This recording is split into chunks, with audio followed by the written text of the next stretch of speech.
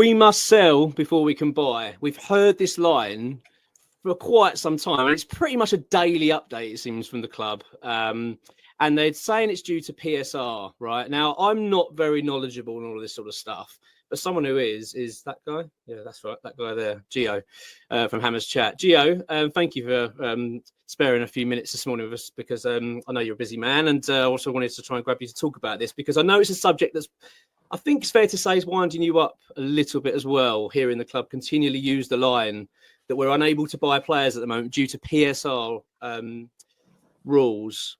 Before we get into it, though, how are you, mate? You been all right?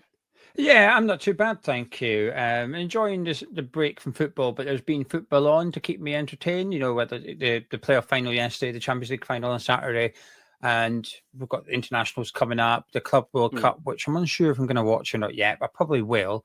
So there's enough to keep me ticking along.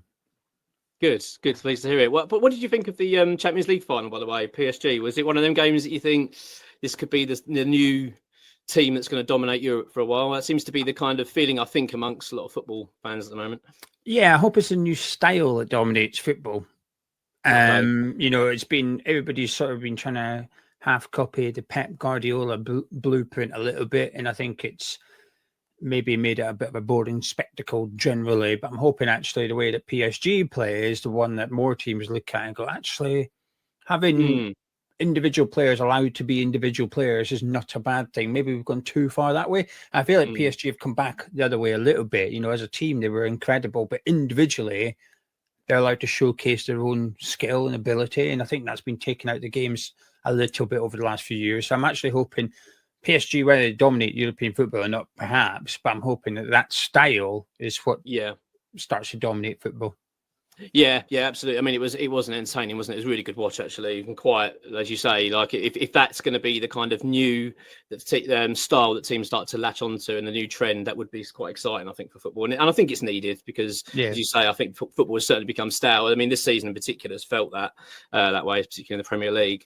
Onto the Premier League, though, one of the things I think that has dented football quite significantly over the last few years is PSR and the rules, and you can quite see that it's a lot of clubs now are struggling to manage it with it, and it's really, especially when you talk about the gaps now between the Championship, the Premier League, things like that, it does feel like there's a change needed there.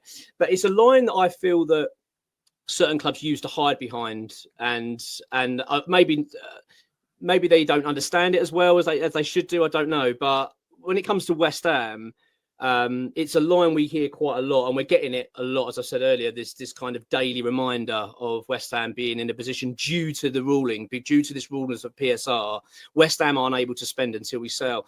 Now, I'm going to be honest, Gio, I'm very shaky in terms of my knowledge of it. I know the very bare minimum of it, and I find it sometimes quite difficult to understand. But when I've actually watched you talk about it on your videos, I found them very interesting, and you talk about it in a way I think that fans will pick up and understand better. So when I watched your videos, I wanted to get you on this channel really to talk about it a little bit more, because your frustration is, and I've not putting words in your mouth, is that the fact that there are two aspects to this. There's a cash flow, and then there's PSR, and they're completely different. And I think that the clubs sometimes marry it up and say, well, we can't spend because we haven't due to PSR. Can you give your view of West Ham, of where we are at the moment? And by the way, I'm not expecting you to turn around. I don't want to say we've got 100 million to spend. It's all exciting. That's not what the purpose of this is. Yeah, as a disclaimer, I am not an expert in finance. I've just done my best to learn as much as possible and pester those people who have perhaps made a living out of understanding football finance. You can probably guess who it is I keep pestering, but bless him, he's put up with me a lot, asking a load of questions, and I stopped pestering. Once I said, so this is how he said, yeah, you're correct. Okay, right. And every time a scenario happened in football, mainly West Ham, I was going to him and giving my thoughts on it, and he was saying, yeah, you're right. And I thought, right, okay, I think I've got a bit of a grasp of it now. I think clubs do hide behind it because they can, because we don't know enough to say they're wrong. Like, I do my best to learn as much about PSR as I can, and I still don't understand everything about PSR. I think some of it can be a little bit vague, and we've got the squad cost control ratio coming up. That's on the horizon, so we're switching from one financial model to another one. When that is depends on Manchester City's charges. But my question at the minute is, well, what happens then? Do we just stop with the current PSR? Because if so, we're all focusing on this 3-year rolling period, but does that come to an end at the end of this season? Is this the last year? And then we're switching over to the 85% and it's just 85% and that's it? But the clubs will know. But I think the clubs can use it because it's difficult to prove them wrong because the cash flow accounts are so far behind as well. So at the minute, West Ham look like they're in a really healthy state. The only way we wouldn't be in a healthy state PSR-wise is if we massively went through the roof with our wages for the season that's just finished. Well, that's possible because we signed Fulkrug and today, but we made 10 signings. One Conte went back out to France, but we made a lot of signings. So maybe we did just blow it out the water with wages. But clubs, I think, can use it as a shield because by the time you can prove them wrong, when the accounts come out, you're into the next season anyway, it's gone. And I get frustrated with the reporting in some places that I think they start talking about cash flow, then they'll talk about PSR, then they'll talk about cash flow. And there's some things that come out and say, oh, well, the PSR ends, on the 31st of May, and that's why we could spend in January, but we can't in the summer. Well, that's factually incorrect. It ends on the 30th of June. We're still in this season's PSR period until the 30th of June. So technically, if you could spend in January, you can still spend now. Yes. If you could spend 50 million in January, let's just say this Duran bid was real, which I don't believe. Actually, I think we did bid. We just knew it wouldn't get accepted. I think that's what it was, right? Right. So if we could bid 50 million in January for the player on a 5-year contract, essentially 10 million on PSR goes into the accounts we're in now that runs until 30th of June, then another 10 million next year and so on and so forth. So in theory, you'd still have that 50 million until the 30th of June. It just becomes 40 million in July. So if right, let's just say then, the Duran bid, let's just say it's 50 million. Let's just call it 50 million for now, right? We bid 50 million in January. We didn't get it accepted. Like you say, whether we meant to get it, we were expecting it to get accepted regardless of that. Now, let's say, as you say, we're still in that period because we've not come to the 30th of June. And West Ham are going to spend £30 million on one player now, and they're going to put him on a 3-year contract. So they're going to spread that over 10 million installments over the next 3 years. Yeah. You're now talking about cash flow, though. How you pay does not matter. You could pay 30 million up front or 30 million over 10 years. It doesn't make a difference for PSR. Oh, right. So the PSR then would take 30. So you can't spread the PSR then. Is that PSR is purely done by contract length. So if you sign a player on a 3-year contract, PSR gets divided by 3. So whether you pay upfront over 3 years or over 5 years, PSR doesn't care about that. PSR, you divide transfer fee divided by contract length with a maximum of 5 years. Now, to make it more complicated, that rule changed recently.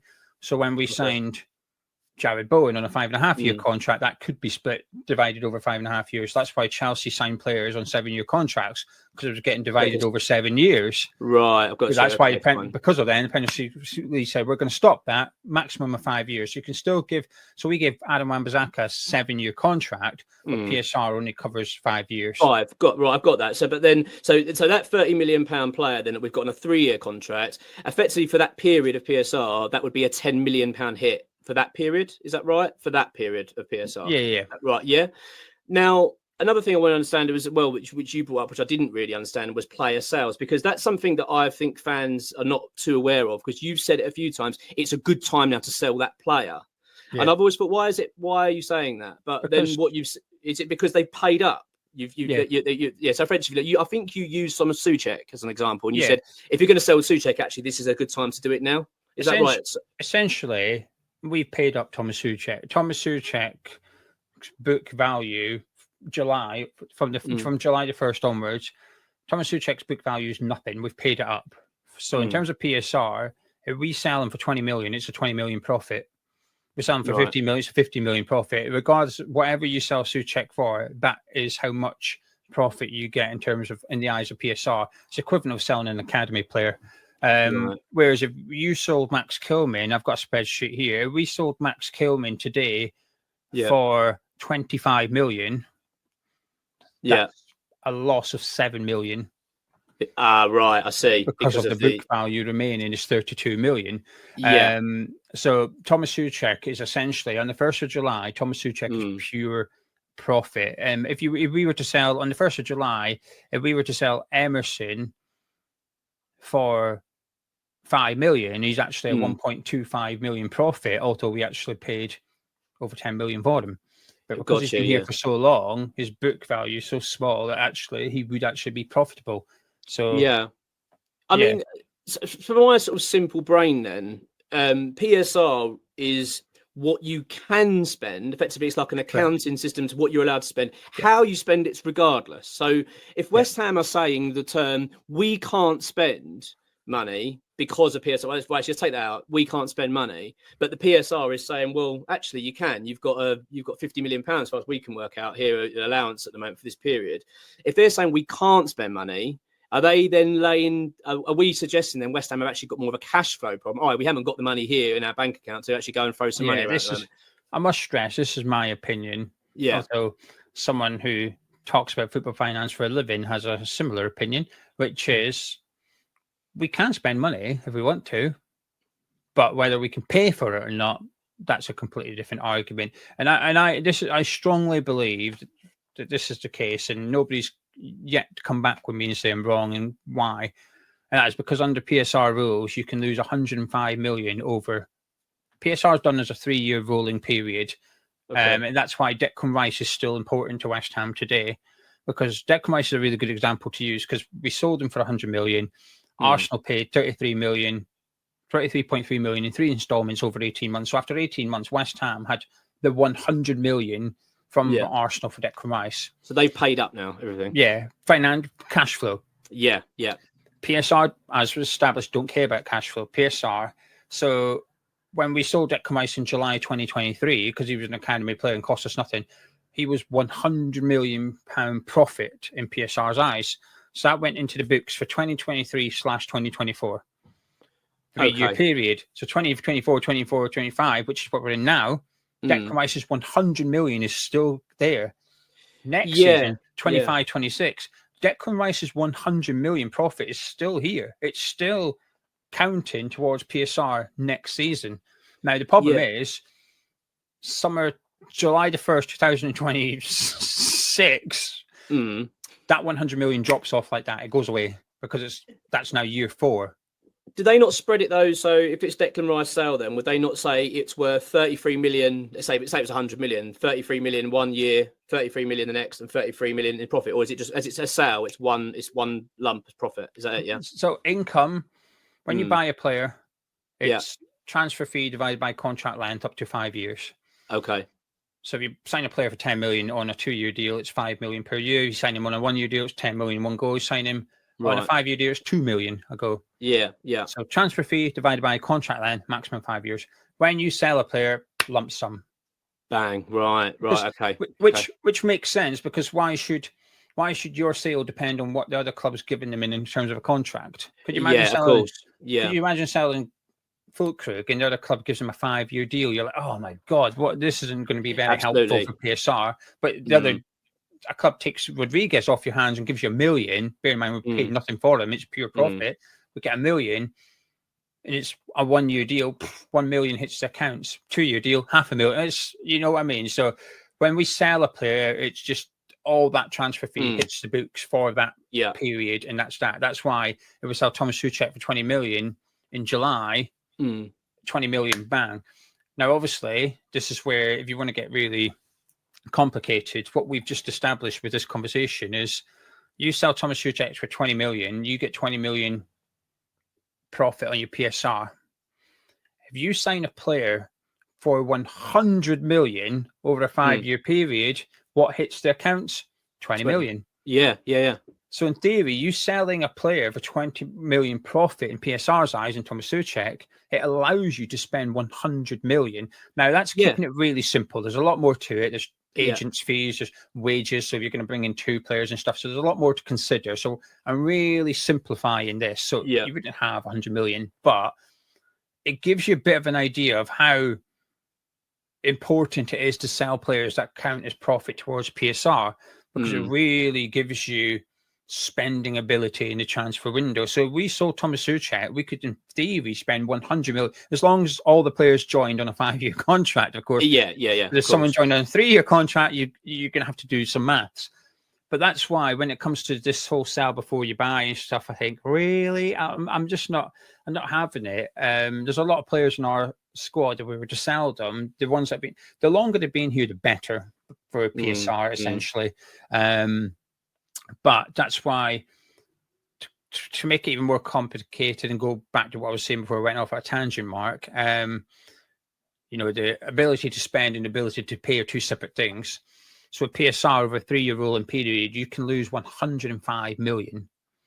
15 million, so maximum 5 million per year. 15 million of that over 3 years can be the club's money. West Ham United can lose 15 million of West Ham United's money. Right. Okay. The other 90 million has to be covered by the owners of the football club, and it's not allowed to be a loan. So they've got to buy shares, essentially. So David Sullivan, if he wanted, could buy 90 million pounds worth of shares in West Ham today. Yes. And our cash flow would... Right, okay, fine. Spend it. PSR would allow him to spend that 90 million on players. That's fine. Because he's the owner of West Ham United, he's putting it in equity funding. It's not a loan. You're not allowed to. He's not allowed to give West Ham 90 million and say, hey, they even at interest free. You're not allowed to do it interest free. You're not allowed to do a loan. It's got to be secure funding. So basically, you've got to buy shares. Yeah, you've got to put it into the football club. Yeah. Right. Okay. Fine. And it doesn't have to be him. It could be any of the owners. It could be a new owner that comes in and says, "Oh, actually, I'll put 90 million in for my." Well, according to Cam Brady, they'd probably get about 10% for that 90 million, but that 90 million can then be used to buy players and to be lost over 3 years for PSR. And that's what I think we have an issue with at West Ham. My personal opinion is that maybe we're losing 15 million, but the owners of West Ham United aren't too keen on putting more money in and losing the other 90 million on PSR. That's my feeling that I get, that they could put money in. They probably don't want to, and they'd rather generate the money by selling players and calling West Ham United sustainable in the transfer market. I guess that's my feeling. Yes, I don't think you're far wrong, to be honest. That's the feeling I'm getting, especially from what I've listened to from you previously and obviously talking to you today. I think that is where we probably are then. So effectively what we can, it's a position that West Ham effectively the owners could deal with. If it is a cash flow situation, it could be dealt with internally. But there doesn't appear to be much appetite. So they are leaning on the side of this, that we do have to sell before we can buy. And I think that's worrying, Geo. I mean, I know I don't want to go too far into conversation about transfer windows and stuff, because obviously that's another topic, but it's frustrating that we're in this position, because it's now leaving us it feels vulnerable at the moment, because we're in a window now, because I don't think selling players is easy. And especially when we keep talking about, well, we'll sell Kudus, we'll get the money in for Kudus, let's sort everything out. I think it's a bit of a concerning start to the transfer window if this is the true position of West Ham, that we aren't able to spend any money because of our cash flow, which, let's be honest, I think that's what it is. It's not to do with PSR. It's a bit of a worry. How are you feeling about the things at the moment you're in before we wrap things up? Are you I'm guessing a little bit anxious. I've got a lot of pros and a lot of cons, and I guess they're ruling each other out, some sort of neutral at the minute, but I've got concerns that our head in negotiations is currently laying on a yacht somewhere whilst other Premier League clubs are doing business. Now, we might not want those players, and the best example is Kelleher going to Brentford. We might not want him, maybe, and we probably don't. But what happens if we did? Why? It just frustrates me a little bit. You know, if he's going to be in charge of negotiations, I'd rather he wasn't. But if he decides he's going to be in charge, and what you can't do is be on holiday when the transfer window opens. That's like when you need to be at work, essentially. I don't mind. You could go on holiday when the season starts. Yeah, I don't. Yeah, exactly. Go away in November. No one cares. We're not arsed if you're not at the West Ham United Burnley game. No one's bothered, right? But we'd rather you were at work when the transfer window's going on. That's your job. I don't mind Potter being on holiday, just to reiterate, because this is when he should go on holiday, when the players are not at training, because he's not really dealing with negotiations. He might say, oh yeah, that player, or no, that player, but he can do that whether he's in his office at Chadwell Heath or he's in the Maldives, he can do that anyway. He's not really, you know, I don't want to hear that Kyle McCauley's living it up in Vegas. I don't know where he's gone, but I'm hoping he's not on holiday. But certainly Sullivan shouldn't be either. Get back and get the job done. There's literally a gap between the transfer windows as well. So there's a week between the two transfer windows. That week. But he's literally picked the worst time possible to go on holiday. So my concern is more like this whole sell before you buy. Whether it's true or not, to some extent, is irrelevant because that might just be their attitude, right? So maybe they can actually buy, but if their attitude is no, we are going to sell before we buy, then we're kind of stuck until obviously we offload players. I don't think it's going to be as easy as the clubs perhaps make on. Like Kudus, I think there's just this assumption, oh yeah, someone will pay 70 million for Kudus, but what happens if they don't? Then what are you going to do? Are you going to keep him? Are you going to sell him for 50? Are you going to buy no players until we sell them for less than what we want? I think there's just an assumption that someone will come in and pay 25 million for Gerd, someone will buy Kudus for 70 million, someone will buy Emerson for 10 million or something. But what happens? A, they don't, or B, they wait until July or August time. It's further down the line. You know, are your transfer targets still going to be there in July or August? Because it feels like there's a lot of clubs moving quickly at the minute. Yeah, it has been a quick start, hasn't it? Yeah. I mean, that's what I was saying on Saturday. Like Chelsea are getting to that. Man, you've announced Cunha now. Brentford are moving for Kelleher. Liverpool have gone and got Frimpong. The Champions League final was on Saturday. The playoff final was yesterday. The season hadn't even finished, and clubs are already doing transfer business. Now, my concern is that Wolves now have 62.5 million. Of course, to go and spend. Yeah. Now, we might not want the same players as Wolves, but there's a possibility that we do. That we'll be shopping in the same sort of market in terms of player ability and player profiles. Well, they need to replace Cunha and we need to replace Kudus. So there you go. There's already like an immediate sort of correlation. Well, they've got 62.5 million to go spend. We have nothing. So they've got a head start on us. And that's someone I consider to be our league position rivals. Yeah, next season. Absolutely. That's my concern. My concern isn't necessarily, it is us being slow, but it's also other teams being quicker, but also having the ability to be quicker. I think we are slow because have this self-inflicted rule, which is we've got to sell before we buy.